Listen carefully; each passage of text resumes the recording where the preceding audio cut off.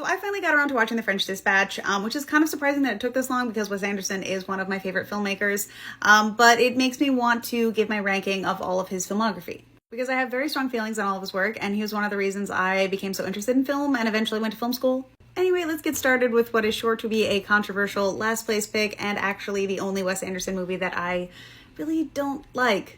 Maybe it's just because this film came out in the year 2012 at the peak of the hipster twee global takeover, and every obnoxious hipster couple you know dressed up as Sam and Susie for Halloween for like the next 5 years. But I just feel the two child actors are not strong enough to carry this film on their own, especially with the very specific tone that Wes Anderson has in all of his films. I also feel that this concept is more charming on paper than it is in execution, and the typical A-list supporting cast is the most underused of any of Wes Anderson's films.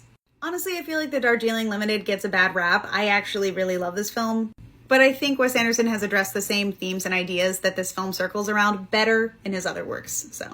Especially for being his very first film, I think Bottle Rocket really holds up. Kicked off the careers of the incredible Luke and Owen Wilson, and I think the story is really charming, funny, and exciting. But it's clear that Wes Anderson was still finding his style and his tone. It's not all the way there yet, and it just reminds me of a lot of other, 90s indie movies. I Love Dogs was a huge technical accomplishment, and I also think the story is really moving, and I love how weird it is. I definitely think there are points where it drags a bit and loses its audience, but I do think that it's one of his most creative and interesting films. The French Dispatch comes in at number 6. I liked this film. I really liked the concept of this film, and while I think some of the short stories are stronger than others, the last one is my absolute favorite.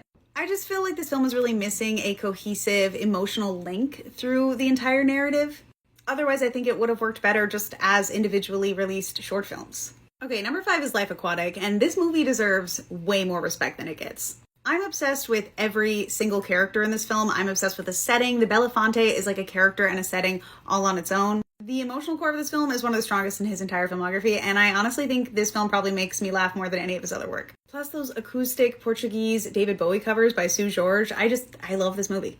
Do I even need to say anything? Everyone loves this movie, and for good reason. It's charming, it's wonderful, it's beautiful. Honestly, the next 3 I feel like are universal top 3, and they could be in any order because they're all immaculate, but this is mine.